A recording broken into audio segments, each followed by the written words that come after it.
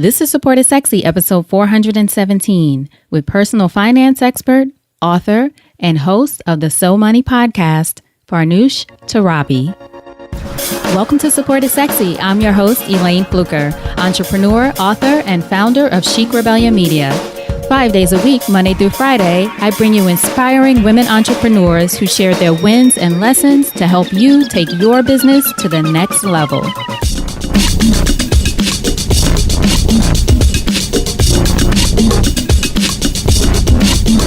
Here we go.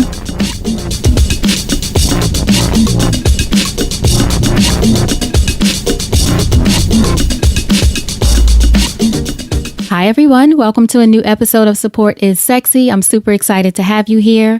You know, it just would not be the same without you.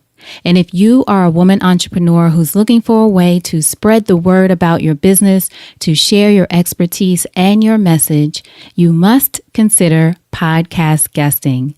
And to learn how to be an unforgettable podcast guest and to leverage podcasts to share your message and grow your business, I want you to download my free gift at girlonpodcastgift.com.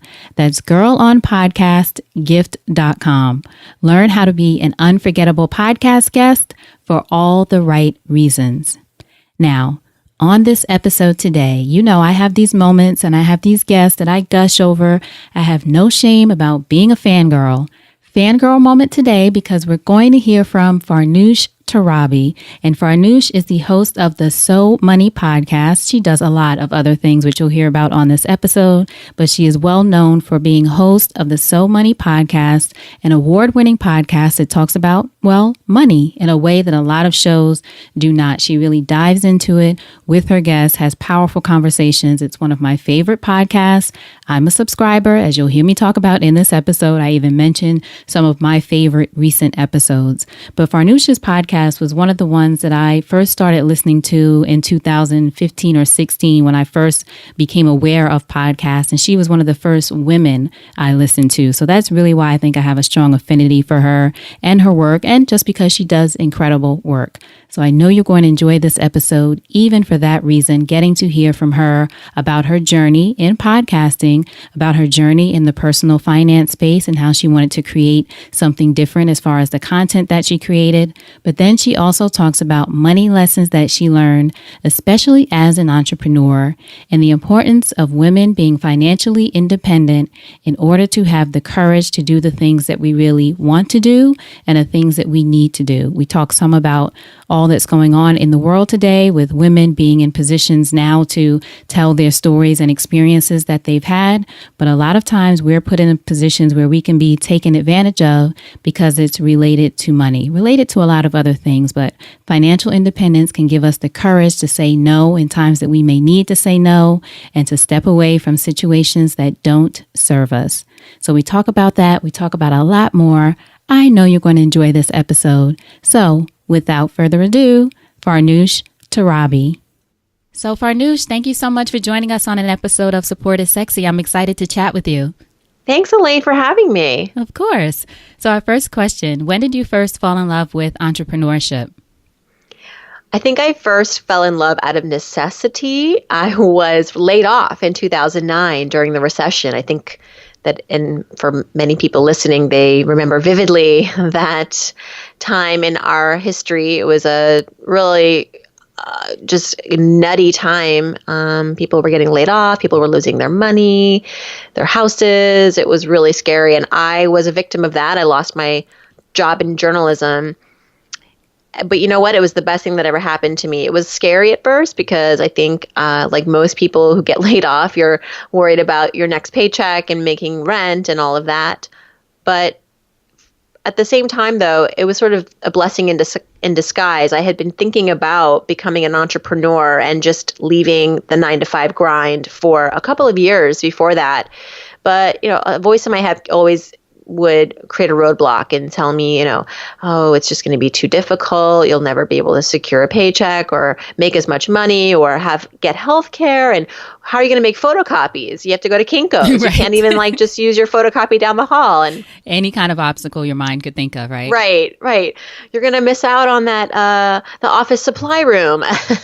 So I was lucky in that I just was told I could never come back to my job and had to find a way to make it work finally. And prior to getting laid off, I had been creating some additional revenue streams outside of my 9 to 5. I was hustling on the side. I was side gigging, as many of us do, and working within the industry of media. But for example, my day job was as a correspondent for a financial news website. And on the side, I had written a book. I had been doing some speaking events. I'd been doing some media appearances. I'd been doing some television spots. And I think probably that was what helped me kind of have a platform when I got laid off to pursue entrepreneurship fully. And I've never gone back. So it's still working out. It's still working out. What do you think it was about you or that part of you, even though you got what we all thought before 2009 was a secure job, right? We all wanted to stay in secure positions. I was in media too and thought you get this job and you stay in it for 20 years or until you die. That's just what you do in media. Right. Not anymore. But what was it though still about you that you think instilled an entrepreneurial spirit in you? Because you said you were already kind of thinking about it and you had these side things going on. Yes, I think that a couple of things really gave me the confidence to do this. One was having financial runway.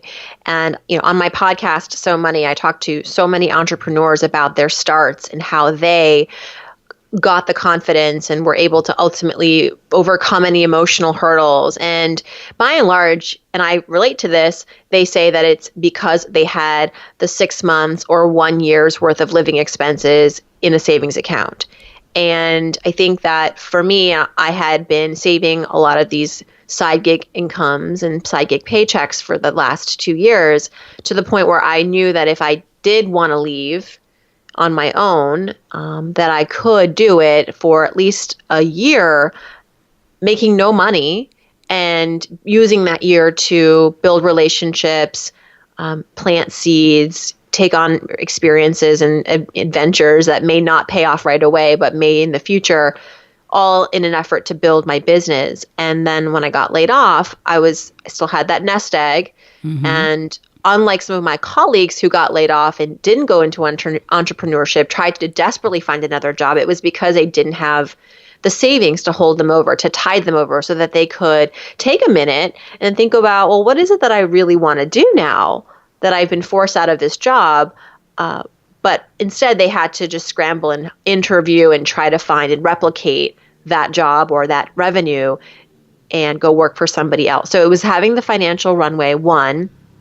And then the other thing I think that I've always had in me is my ability to really hustle well and identify opportunities that may not otherwise present themselves as opportunities, right? So I have a pretty good way of knowing how to leverage things. So while to some people, the opportunity to write for a magazine that doesn't pay would seem like not a good ROI. I would look at that as, back in my 20s, I'd look at that as a real opportunity to get exposure, make connections, and really leverage that piece of content to maybe get on television or do a radio piece. So I think I've always had a business sense ability and how to pitch myself and how to brand myself and how to identify opportunities that would otherwise seem like a waste of time to some people. But I was doing that basically throughout my career. Even as I was working for an employer, I was always trying to find ways to, identify my own personal brand even within the company. And then even outside the company, taking on opportunities and jobs and side gigs that maybe didn't pay the best, but I knew were going to help me to build my expertise and my visibility. And so then when I got laid off and I had to now build upon all of that, a lot of the work was already done. That's such great advice. Thank you for sharing that, because I think one thing for people to catch who are listening is that you were doing all that without knowing that the layoffs were coming. Maybe you did closer to it, but in the long run, you didn't know necessarily that that's what you were saving for. It's something that is a great practice, even if you have that great 6-figure, high 5-figure job, to still set up these things, either just in case layoffs happen or you do want to leave and start something on your own. So I think that's something important for people to catch. And that you said the importance of building your personal brand even while you are within a company. Because sometimes I think, I'll speak for myself, I know I've been in positions where you just become so much a part of the company, or it becomes so much a part of you that is your identity. And it's hard to separate those two things. Yes. It's a fine line. And I think that not all employers are receptive to that. Mm-hmm. The idea of their employees going out there and making a name for themselves outside of the company. I think there's a way to sort of marry the two. And as I would tell my employer, when I go on the Today Show, yes, I'm me, and I'm not, you, but I am me from thestreet.com. At the time I was working at thestreet.com. And I think they really appreciated that I was, as I would say, carrying the flag of my company wherever I went. It was, I would try to find those win-wins for them. Right. Because I was taking time away from work to go do that, but reminding them that this was a win for both of us. Right. And I think, too, you also mentioned the fact that you were, how did you phrase it? You also mentioned, oh, man, I lost my train of thought. It was so much, Farnoosh. Oh my gosh, I know. I kind of did like a word vomit on you. No, it was so good. It'll come back to me. I'm sure it'll come back to me. So one question I did want to ask you, though, going back a little bit to when you were younger, what kind of child would you say you were growing up? Did you observe sort of this entrepreneurial spirit in anyone else, or what was your environment like?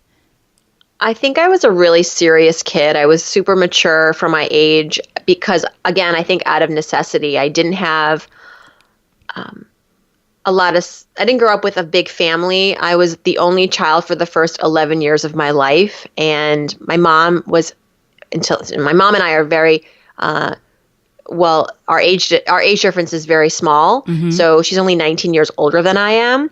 And I think that having a young mom to some extent requires you as the child to sort of raise yourself a little bit, because my mom was super new to life, let alone parenting. Right. And she did a great job. But I think that, she was growing up as I was growing up, and there was not a lot of time for me to be a baby. I had to sort of pick up myself and learn things on my own. And I mean, my mother was going to college at night, and so I had to teach myself how to ride a bike. I had to, I did a lot of things. I was very much a self-starter, right? And because there wasn't really anybody around to show me how to do things. Also, my parents were immigrants, so they didn't really speak English that well, and so I had to often figure things out for myself. And your family's from Iran, mm-hmm. Yeah. So even this is such a small example, but for example, I danced when I was little.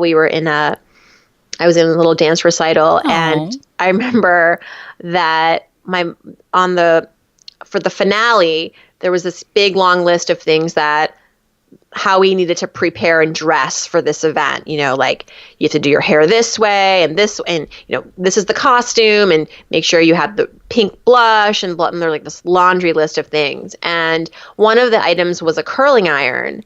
And I guess my mom just never experienced a curling iron in her life. She was 23 years old or 25 or whatever she was at the time. And so I had to ask my friend, do you have a curling iron? Because we don't have one, and my mom's never heard of one. And it was I became the laughing stock of the school, you didn't know what it was. How do they not know what a curling? I'm well, my mom's an immigrant, and we don't use curling irons. And I mean, sometimes you just never encounter one until someone introduces it to you. And so I realized then that what a cultural divide, and how, I was little, so it did hurt my feelings. But now looking back, I'm wow, what a sort of lame, experience to have that this is what, kids make fun of other kids for. But I use this story as just an example of how independent I had to be in some ways, and how much I had to go after my own pursuits, because my parents just didn't really have the sort of Americanized understanding of a lot of things. And I even remember when I was applying to college, I didn't really involve my parents in that either. And it was one day my dad was like, "So where are you applying to school?" Right. And I told him, and these were all very expensive schools. And he kind of was like, "Okay, so maybe you should add a couple state schools to that list, because we don't have the money to send you to NYU, by the way, if you get in." And I said, "Don't worry, Dad, there's this thing called student loans. My teacher said that that's what I should do." And he goes, No, we don't leverage our lives to go to school in this family. So better yet, try to find scholarships or a school that we can pay in cash, which means state school. And it was a tough conversation, and I wish we had maybe an earlier conversation about it, but it was just as a result of me being really aggressive and thinking like I don't need any advice and I don't need help, because that's just kind of how I grew up, you know? So what did you end up doing as far as school? Did you end up doing the loans, or did you decide to, and where did you end up going? I went to Penn State, and I was, much to my, at the time, disappointment, I wanted to go to an Ivy League or a very I got into Northwestern and Georgetown and NYU, but these were all very expensive schools, didn't get any scholarships or financial aid. I worked my tail off in high school, so I felt like I should probably go somewhere that reflected how much I had worked my tail off in high school. And it was also a lot of pressure to go somewhere fancy, because that's where a lot of the kids in my small high school went. Their parents had the means. And you were from Pennsylvania? Pennsylvania. Okay. Bryn Mawr, Pennsylvania, which is a little bit outside of Philadelphia. And I felt like, where you went to college was a badge of honor. You wore it like a badge of honor. And oh man, when I had to finally send in the admissions to Penn State, which is where, by the way, because Penn State's an excellent school, but coming from Pennsylvania, especially my school, it wasn't where the smart kids went. Let's just put it that way. It was where you went when you had no other choice, maybe, because it was a state school and they accepted everybody for the most part. So, but I was able to enroll in the honors program at Penn State. And I think I was just super naive to think that, a state school was not going to be a great ROI or of tremendous value, because honestly, that was the best choice I probably could have ever made in hindsight. It afforded me the ability to graduate debt-free. I'm now on the board of my business college at Penn State and super involved with the alumni community there and the student body. And I'm so proud that I went to Penn State. It was a wonderful experience. You just never know. You just kind of decide. I feel like the college decision happens in a snap, and a lot of it is based on the pressures that you have from school and friends and family to go a certain place, and still, where you go to school, you wear like a badge of honor. And I think that's a misguided way to choose where you go to school. You should choose somewhere that, one, that you can afford, that two, has the path that you want to pursue, and that also exits students into the job market. That's important. That's important. And Penn State has a huge alumni network, and recruiters love Penn Staters. And then it also afforded me, because I graduated debt-free, I was able to then go to an Ivy League for graduate school. And I did run into a bit of debt there, but at least it wasn't on top of undergraduate debt. And I was able to pay that off, before I hit 30. And where'd you go to grad school? Columbia University for journalism, which was always my dream. Right. To go to Columbia as an undergrad, got rejected, fine. Not bitter. Every no is just one step closer to a yes. No, it's part of the process. Absolutely. Yeah. It all worked out. And thank you for sharing that. I love too that it's just interesting that the time we're in, with so many students graduating with student loan debt, that people are looking more at state schools and not with a different kind of lens than we may have. Like you said, when you were going, it was all about the name of the school. Even people look at the football team and all these other reasons other than the ones that you mentioned. Do they graduate people into jobs? How is the alumni relationship with students, and all these other things to consider outside of some of the things that people just look at, the most expensive school, the one with the name, those kind of things. Exactly. Are they graduating students in 4 years as opposed to 5 or 6? Exactly. Because that's more money for you. Yes. And one of the things that you mentioned earlier, it came back to me. You talked about leveraging opportunities and not necessarily for the money, which is something I wanted to make sure that everyone catches too. You know, people not necessarily, I don't think this is what you're saying. Let me know if I'm wrong. Just do something for exposure, which a lot of companies try to use that now with writers and people like that especially. But I do try to advise people that I talk to at least to, if you look at an opportunity, say take money off the table, even if money is involved. If you take the money off the table, what else is in it for you? What else can you leverage from this opportunity? And then, like you said, is there an opportunity for it to be a win-win for you and the person or company or that kind of thing that you're working with? So I just wanted to make sure that people caught that you mentioned all throughout your career, even while you had a full-time job, these other things that you were doing, even if it wasn't for the money, you looked at how can I leverage this opportunity? Yeah. And thank you for clarifying too, because I think that it all really too depends on your stage in life and what your goals are at the moment. Right. So in my 20s, my goal was to get more exposure in as a writer, right? So I would say yes to almost any writing opportunity because it was my chance to build a writing portfolio.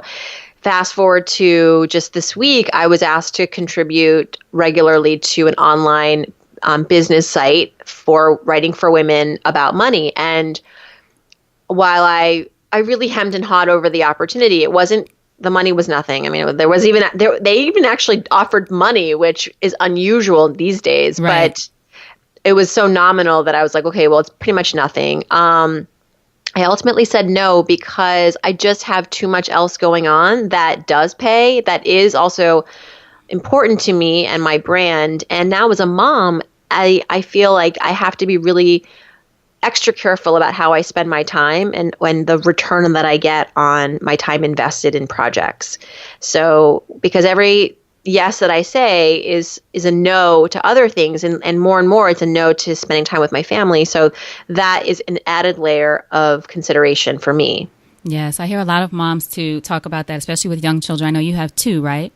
Yes. 2 young children, right? And a son who's fairly little. Very little. I have a 3.5-year-old boy and an almost 1-year-old daughter. Yes. Oh my goodness. So I hear women entrepreneurs, I should say, with children say that their time becomes even much more of a focus for them because as they say yes to these other things, they're saying no in some other ways to time, maybe with their children or things that they have to do for the family. So yeah, I mean, I just turned down an opportunity to make money as a speaker, but it would require traveling to Chicago, which I love Chicago, but I hate traveling to Chicago. There's always delays from New York. It's basically never on time, your flight.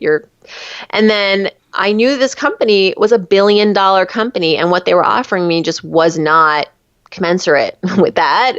And I to myself, I thought I get paid more staying in New York doing, a speaking opportunity. And I think that by accepting this opportunity, which pays less and is quite a bit of time, I'm devaluing myself because word travels. These people are not the only people that are arranging speakers for this event. And if I accept this fee, then I'm essentially lowering my rate. And I need to be increasing my rate as I get older and more experienced. And I just felt that this was, even though, it might have been a great opportunity to meet people and work with a company that I've never worked with before, but I also was like, nope, it's going to be time away from my family. It's travel that I don't like to do. And the money is, I know there's more money there. Sometimes there's power in saying no because they might who knows, they might come back and say, okay, we'll give you what you want. That's why I say sometimes happened. People will create a position for you, an opportunity for you, or find the money all of a sudden. Right. Well, wow, I can't believe she's going to walk away. Well, okay, because it's really, what I'm asking for was not much more than what they were offering, but I just, on principle, I was like, I can't go, this is my floor. I can't go below this. And if it was local in New York, I could just be in and out. I live in Brooklyn and, I could be home by dinner time. That's totally acceptable. But this is not a good fit. Talk to us then about, right now. Talk to us though about when do you feel like you got to the place where you could always say no, right? But maybe when you got to the place where you had the courage to say no, because I know, especially for a lot of us who are just starting out in business or maybe just getting these opportunities, like we mentioned earlier, there may be some fear with saying no, or even as women negotiating for price and things that you feel as far as value, there's some fear there. So when do you feel like you got to the point where you were able to say, this is my floor, or just no and walk away? It definitely comes with experience and time, because when you look back in time, you realize that money is abundant and your opportunities are abundant. As long as you keep yourself out there, you do the good work, you're prolific, you are nice. Because if you're mean and terrible, that also travels, right? That travels fast, and you'll be surprised. You won't be surprised that, opportunities won't be coming to you as often. I get a lot of jobs because people just enjoyed working with me on, years ago, or they heard from someone else, like, you got to call Farnoosh. So I feel confident now more than ever that when I do kindly decline an offer, that it's fine. It's going to come back in spades in 6 months or in a year.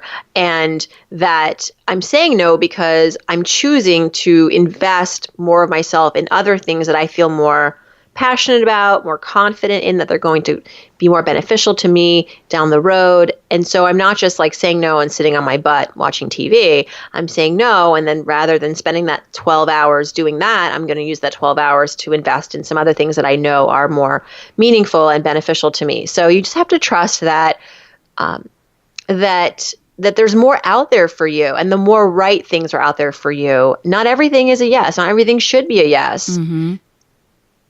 And some of that is, or I think all of that actually is about mindset too, about believing that there's abundant resources out there for you, not being afraid that you say no to this one thing and that's the end of it.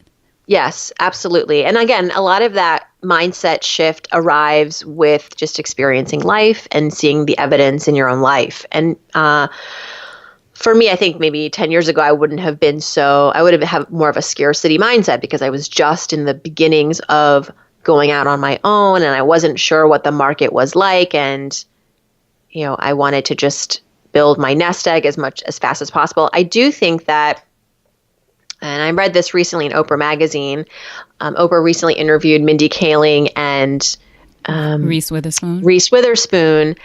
And Mindy Kaling said something really important, which is that what gives her agency as a Hollywood creator, because she's not just an actress, she's a director, she's a writer, she's a creator, is her nest egg, right? Because she has money. You tweeted that. I think I retweeted it. Yes, that was great. It was the most, for me, that was like the whole article, because I think that's something we're not talking about enough in this whole Me Too movement, and the vulnerability that women often have in particular industries, especially like male-dominated ones like Hollywood and business and tech, is that we don't make enough. We don't make as much. We don't make enough. And we're financially vulnerable, which then I think creates a lot of fear and worry and anxiety. And so when someone harasses you at work or tries to pull a fast one over you, or worse, it's hard to speak up. It's hard to defend yourself. It's hard all around, because and you're considering more than this person is harassing me. You're considering all these other things, like the money and how is this going to affect this if I say that, and yes. And they're threatening you in a way that's really hitting home. Like, if you don't do what I say, you're not going to get the promotion, you're not going to get the job or the raise or move up in this world, because I control so much. I know everybody. It's so threatening that you. It doesn't surprise me just how quiet we've been all these generations as we've been getting harassed left and right. And so when you have your own financial independence, I think with that comes an added layer of courage. I'm not saying that is what courage is born out of, but I do think that it helps, right? It helps to say, okay, well, you know what? I've got money, so I don't need to take this BS from you, because I'm going to go out there and still be successful because I've got my financial freedom. And if that means being a whistleblower and losing my job as a result of it, so be it. Right. I can still pay my bills. I'm still taken care of. Absolutely. So one of the things that you do so well with your So Money podcast, which I am a subscriber. That's how I first heard of you. I think I heard you absolutely thank you. On another podcast. And I was like, who is this woman? I love her. And I started listening to it. So I absolutely love it. Your recent Thanks, episode. Elaine. Yeah, absolutely. Your recent episode with the Darkos. Who paid off like, oh my goodness. For everyone listening, I'll have a link to that episode, but to the podcast overall. But they paid off over $600,000 in student loan debt. Yep, $662,000. Every penny counts when you're at that level. Exactly. And then another episode I love, just to have a girl crush moment. Another episode you did with, I think it was Adam Braun. Mm-hmm. Was it Scooter Braun's brother? Is it Adam Braun, right? Yes, he is the founder of Pencils of Promise. That was I listened to that episode over and over. I was so inspired by your conversation, so I'll have a link to that one too. But that said, for anyone who doesn't know the So Money podcast, these are the kinds of people that Farnoosh interviews, talks about money, finance, and financial independence so well. So I wanted to ask you with that, why was podcasting the thing that you decided to go into after your layoff? Well, it came years after the layoff. It actually was a project that was, I think, born out of becoming a mom and wanting a way to get back into the workforce and in my career more than ever. I mean, I as many moms probably can relate, you take time off usually when your baby's born, and I didn't take off a lot of time because I didn't have the opportunity to get maternity leave. You work for yourself, so that's kind of a trade-off, is you don't get paid maternity leave. And even if you do work for an employer, it's not guaranteed, unfortunately. But I kind of went back after a few months missing the workforce, right? And really wanting to reconnect with my audience in a way that was powerful and fulfilling, that would allow me to have a lot of control in that content development. But also realistically, I knew that time was an issue. I didn't want something that was going to be very time consuming or very difficult to launch. I have a master's degree in broadcast. I've worked in television news and radio and broadcast for a lot of my life. And podcasting was actually something that I did back in 2006 before it was like when the iTunes store first opened. Right. And it was hard to download the episodes. Yeah. So, and I used to fill in as a radio host. And so I was like, okay, podcasting I can do. And I'm actually really interested in this because it was 2014, 15. So it was kind of the new dawn of podcasting. I was watching other podcasters have a blast with their shows and really connect with an audience like never before. It was like when YouTube first launched, right, in 2004 or 5. I feel like podcasting was having a rebirth. Mm-hmm. And so I said, okay, podcasting it is. I had already done the video thing. I'd done a show with Yahoo for 3.5 years. I didn't want to do video again because I wanted to try something new. And I also knew that in video was going to take a lot more work and money to produce well. Podcasting you can do from home. You can, you're set up basically with a mic, a laptop, a Wi-Fi connection, and a plan. And I spent a good month planning it out and thinking about, what do I really want to add to this money conversation that we're already having? What's missing? What am I good at doing? I'm really good at interviewing people. I'm really curious about money. I have an extensive Rolodex of sources that I can tap to help me find really awesome guests. And we've had people like Tim Gunn, Margaret Cho, Tim Ferriss, Jim Cramer, Ariana Huffington, Deepak Chopra, Tony Robbins, everyone in between. And also people like the Darkos, like your average Americans who are, as I call them, real financial warriors, right? These millionaires next door, financial warriors, early retirees, debt killers, all these amazing people that need a spotlight so that we can all learn and be inspired. And so that was really why I started a podcast. It was easier than video, and I don't like blogging. I'm not like a prolific writer like that.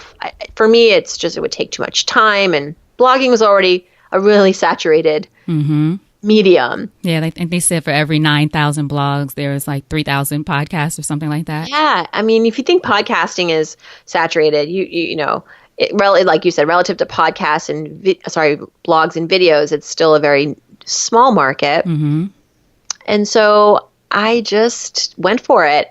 And I'm going to have a piece coming out on money.com about how becoming a mom has made me richer in a lot of ways, but even dollars and cents richer. And I really attribute the podcast as allowing me to catapult my career again in a way that it really needed it at that point. It had been a while since my last book. I had taken time off from having a kid. And now I just really wanted to sink my teeth back into my career. And the podcast really allowed me to do that in a economical way, but in also a powerful way. And now it's profitable. And also, again, going back to leverage, it's been a wonderful way for me to get out there more. And I leverage the audio recordings in creating print pieces that run on different, more popular websites than mine, like cnbc.com, oprah.com, Business Insider. That all feeds people back to the show. And I've made amazing relationships through interviewing people on the podcast. Like whoever thought I would ever have any business talking to Margaret Cho or Tim Ferriss, but there I was talking to them and they were telling me their deepest, darkest money secrets. Right. And so in that way, it's also been unbelievable for me it's such a gift to be able to have this job. And I think it's great what you mentioned too, just in the beginning, before you even started, the idea of planning, not just these are the shows that I'm going to do, but what unique thing can I bring to this space? In your case, you were looking at financial or money focused podcasts. I think now. Right. And go ahead. Yeah. Not just like 5 ways to save on gas, because right. I mean, I had done in your that intro, in my it career. says that's not what you're about. Yeah. There's definitely a market for that. I didn't want to be leading those conversations anymore.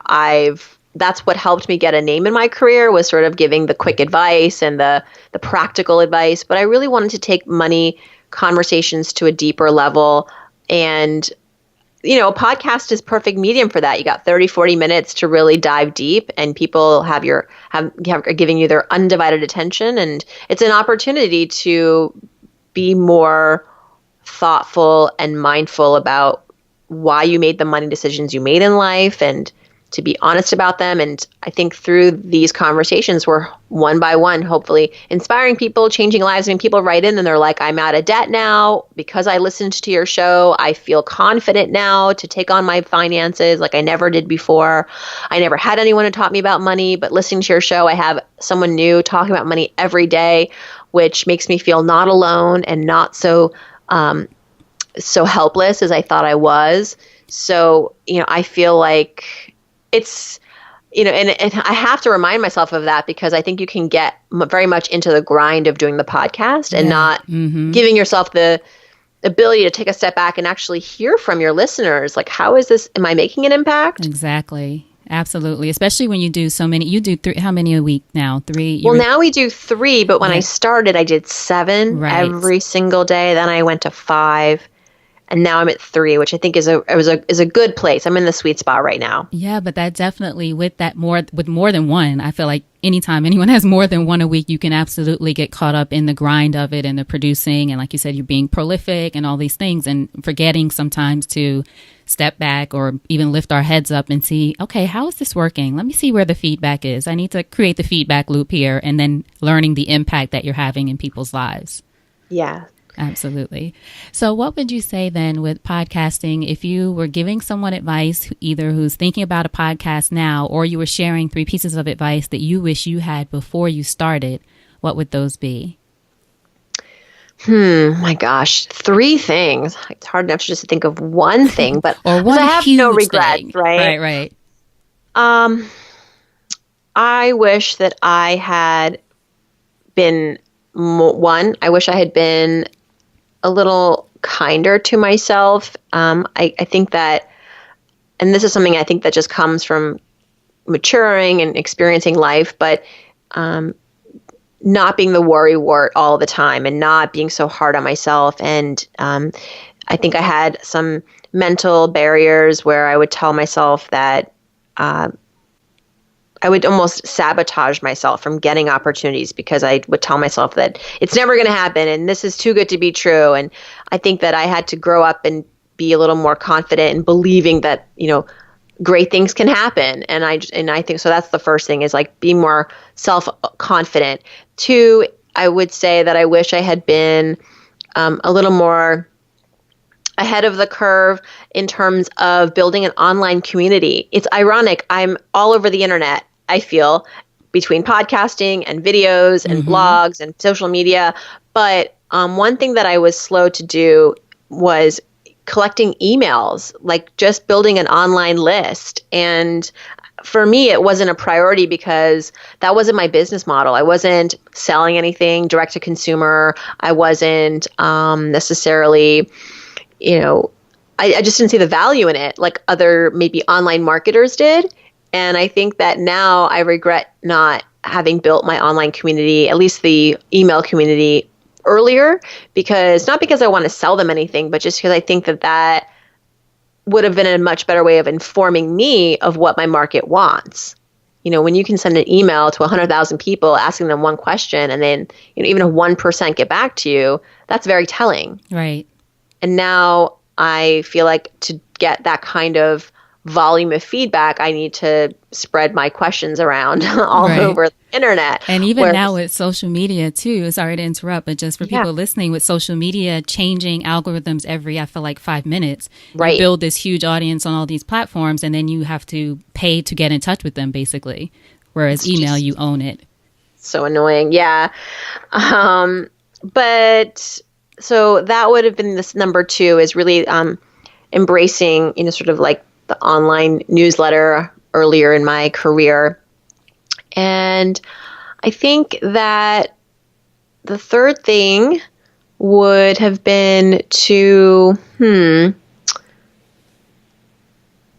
perhaps be a little more risk-taking in my investments. Not necessarily like in myself, but just even with my like investment portfolio, with I love real estate. I wish I had bought more real estate earlier in my life. I'm in Brooklyn, now, especially. In Brooklyn, yeah. I'm looking now to maybe invest in some property, and I just think the market is way overheated. Even in like places like Crown Heights and Bedford-Stuyvesant, which are the next frontiers for gentrification, and I just don't know. I mean, who knows, right? In hindsight, is already inflated. It's already so inflated. I mean, it's really hard to find pockets of Brooklyn that are still on the climb. I just don't see. Maybe in 20 years, in 20 years, everything will be worth more. Hopefully, you think. But just as from an investment property standpoint, you want to make that monthly cash positive flow, right? So with rent, it's just not going to make the cut. I think that your mortgage and your overhead costs are just going to be much too high to be able to cash in every month. So anyway, I just wish that I'd been a little bit more risk tolerant, and but hey, hindsight's 2020, and I know now, and I'm still not, I'm not that old yet, so I feel like I have some time to play catch up. That's right. What did they say? The best time to plant a tree was 20 years ago. The next best time is today. So you can start today, never too late. So before we let you go, I do want to ask you about now you're creating courses, speaking of adding to your business and doing new things in your business, which seems like a natural progression for most online entrepreneurs to think about, how am I going to create courses or share with people in another way? So tell us about your partnership with Investopedia. Is that right? Yeah, Investopedia is the largest financial resource online, and you can go there and look up terms and download calculators. But you can also purchase one of a vast number of courses that they have in their academy, so to speak. And one of their newest courses is something that I've partnered with them on, is a course that is called Money Management for College Grads. And really, it's a basic 9-module course that walks you through budgeting, how to save, how to invest, how to ask for a raise, because I think that's also a missing part of the education, is like how to actually know your worth, ask for it, and earn more, because sometimes it's not about trying to save more. You've saved everything you can. You're still having a hard time. So maybe it's about finding a side gig or earning more at work, and everything in between. And so Investopedia and I've partnered up on this. It's really a way for me to do what I love, which is teach, and they take care of all the rest, which is the production, the editing, the marketing, the sales. Oh, that's good. Yeah, because I have thought about doing a course for many years, but what's made me hesitate is just the infrastructure and all of the overhead and work that I really just don't have. I'd have to hire everyone to do it, and at the end, I don't think I would have made as much money unless I found a really good partner in this project. So for your listeners, if you feel like you need a money primer, or you have a recent college grad or an approaching college grad in your family, this would make a great graduation gift. But I also know people are taking this course as a family because, I mean, it's never too late, as we just said, to kind of brush up on your finances. And it seems like it's never enough. You know, like knowledge is never enough. So you can go to somoneycourse.com. That's the landing page that I've created. That's really it's the easiest way for you to learn more about the course and also get the coupon code to save 20%. So when you go to somoneycourse.com, you can give me your email and your name, and you'll get an email right away that has the direct link to the course and the coupon code to save 20%. It's just $99 retail, so 20% is going to make it even more affordable, but you have access for life for this course. It's not one of those things that expires. And I'm really proud of it. Thank you for letting me share a little bit about it on your show. Absolutely. Thank you for sharing it. And it's somoneycourse.com. I'll make sure I have a link to it. But for anyone listening who wants to go right now, as long as you're not driving, go right now and make sure that you sign up. So what would you say, Farnoosh, that entrepreneurship has taught you about yourself as a woman? That I'm worth it, that I have a lot of potential in this life, in this world, that to make an impact, to really make an impact. And it's really my decision. It's my choice that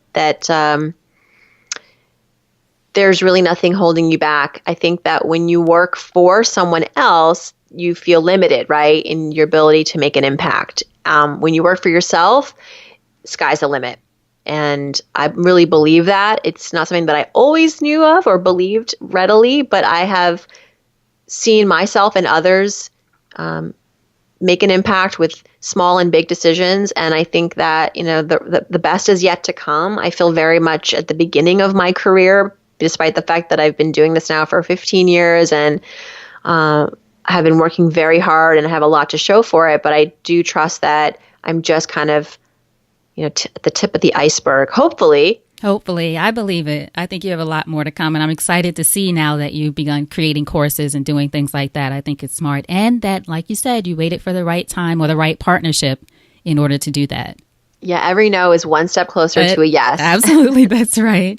So in closing, if you think over your life and career and you had the chance to thank only one person whose support was critical to you personally or professionally, who would that be and what would you say? Whoa. I think I would thank my dad and my mom too. My dad especially, though, because I think he really gave me the financial grounding for being able to feel like I could go out there and make more money than I was, and to feel like I can negotiate and ask for my worth. But, you know, my dad, I remember a really quick story, even like just to capture like the kind of relationship that we have and the way that he would encourage me is, you know, growing up, whenever I had any self-doubt, and I had a lot of it, whether it was my self-doubt in being able to, you know, make a hoop in basketball. I made one hoop, one dunk in basketball, my entire third grade basketball team. I was the only girl on the team, and I stuck with it, and I finally got that ball in the hoop, one game, and that's all that mattered, you know. Right. He was right there on the sidelines. It was like a big deal. I mean, once you do it, you've done it. And especially for me, I was the only girl on the team, and it was bad. I was like, I could not even dribble. But I just, you know, I sucked at basketball and I stayed with it. And I have a friend who's coming out with a book called Suck at Something, which I think for me, basketball was the thing that I sucked at a lot. And it really humbled me, but it also made me see how you could blow your own mind away. I mean, me making that dunk was unimaginable until I did it.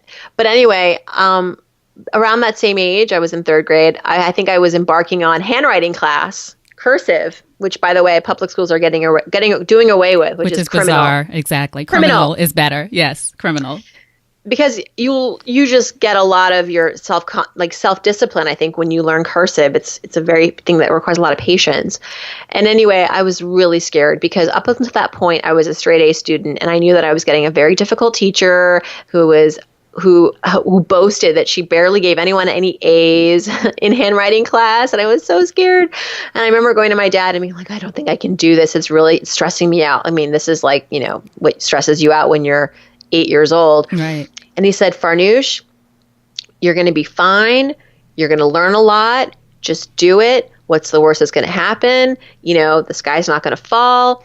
And my dad always helped to put life in perspective. Like when you're having a bad day, he's able to let you step back and go, okay, well, it's not really that bad, right? Because you still have, the sun is still shining. You've got food on the table. You're alive. And so, basic stuff that he would remind you that the world is still on your side. And that was just an example of it. And then fast forward to like when I was stressing in high school over exams, he would always put things in perspective. And then I remember I was at my first job in New York, really stressed, really miserable. And he said to me, well, look, you can quit. Mm-hmm. You have options. I said, what? I can? And even though I didn't quit, just being mindful of the fact that I could walk away, that I had the agency and the ability to do that, man, that made me feel good. That you don't have to stand for life when it's not going your way. And you don't have to imagine. It sounds like he also sent the message. You don't have to always imagine the worst, right? Or that it's going to be the end of the world if it doesn't work out. Like you said, what's the worst that can happen? Right. Right. Just relax. Right. Relax. Take a breath. Because, this is the guy who left his country with 2 suitcases, came to America, with $10 in his pocket. So he has seen the worst of it and knows how bad it can get. And so when his daughter is stressing out about handwriting class, he was able to put me in my place real quick. Mm-hmm. No, I love that. Thanks, Dad. Thanks, Dad.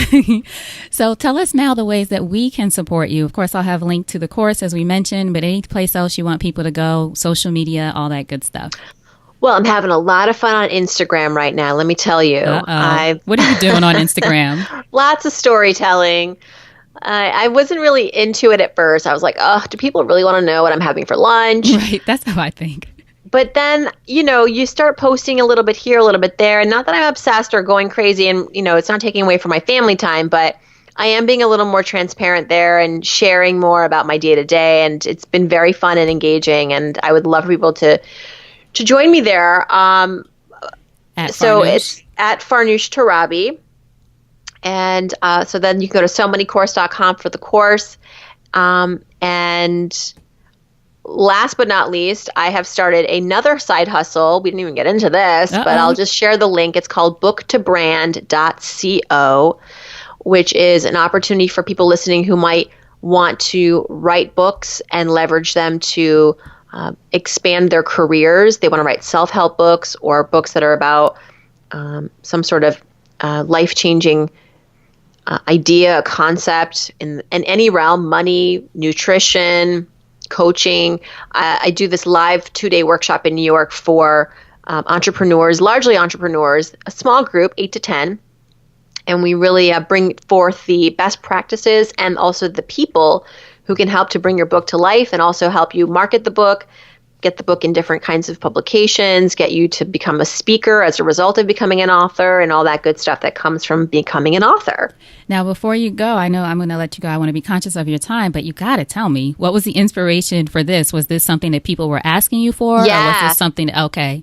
It's just a matter of keeping your ears open to what the audience is coming to you for. So I would go, a lot of times I speak throughout the year, and if I was ever chatting with the audience afterwards, a lot of people would say to me, how did you become you? In other words, how does somebody who has an expertise in something, in my case it's for personal finance, then take that expertise to the masses and leverage your expertise to get speaking opportunities and be on television, hosting programs, doing brand partnerships. And for me, and it's not going to be the same journey for everybody, but I know for me that writing books every few years has been always an additional catalyst to get me out there and increasingly connecting. And not everybody wants to write a book, but certainly a lot of people do. It's a bucket list item. It's a way to put their life's work in a one kind of nice packaged way. And I want to help more people put their words into a book, their ideas, their philosophies into a book. But not just that, like actually learn how to, and again, back to one of my, I think, superpowers is learning how to leverage things. Right. Yeah. So booktobrand.co. The next workshop is in May. We're filling up fast, but we still have a few spots left. If anybody is really interested, would love to get in touch. And how often do you do them throughout the year, or is it kind of a schedule of when you have time? Yeah, so I'm hoping to do them do it twice this year. Last year I just did it once, but there's a lot of demand now, and maybe there'll be a third in 2019.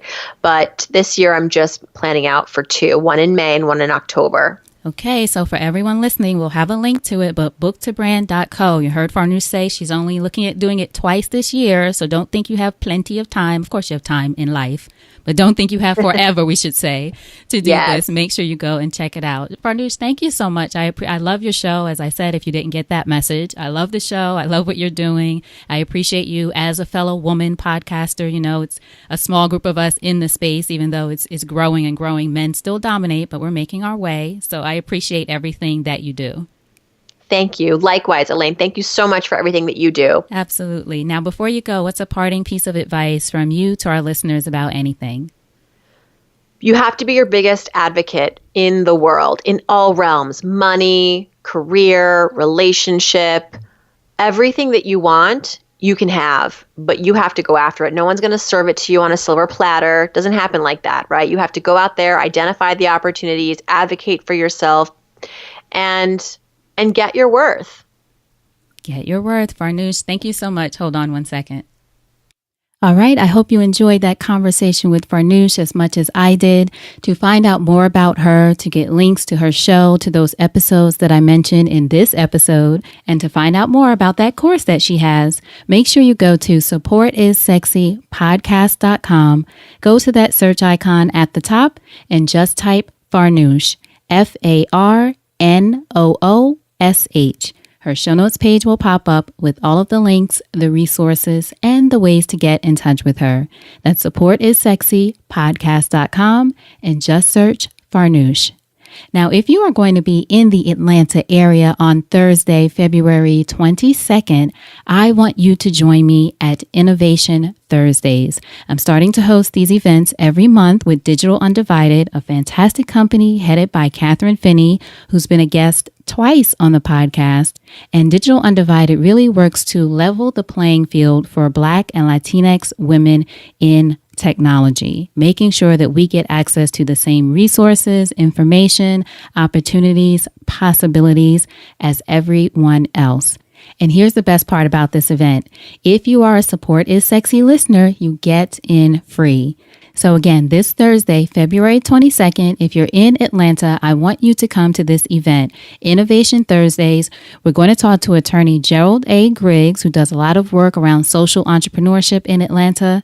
And we're going to speak to Noelle Adams, who is the founder and CEO of the Culpability app. And Noelle was actually on a recent episode with Catherine Finney. I'll make sure I link to that in the show notes for this episode. But I want you to come out, have a conversation. Let's talk about how we can take advantage of all the changes in technology, what we need to be aware of as a community and as women, and the ways that we can move forward in our own businesses and using technology in order to do that and to innovate in the best and smartest ways. So we're going to have innovators as part of this ongoing series. The first event, Thursday, February 22nd in Atlanta. Support is Sexy listeners get in for free. Okay, so now you want to know how. Just go to ElaineFluker.com/Innovation Thursdays. That's with an S. ElaineFluker.com/Innovation Thursdays. Everything will be there, all the information and the link for you to click and enter the code Support is Sexy so you can get in for free. ElaineFluker.com/Innovation Thursdays. If you're here, I'd love to see you there Thursday, February 22nd, 6:30 to 8:30 p.m. in Atlanta. Come out, say hello, and we're going to keep these series going, so I'll make sure to keep you posted on it. All right, so for all of you, wherever you are, all over the world, we have listeners in 130 countries, so thank you all so much for being here. Hopefully I'll get to see you very soon. But either way, until that happens, you know what to do. Always remember, you deserve support. And I'll talk to you soon. Take care.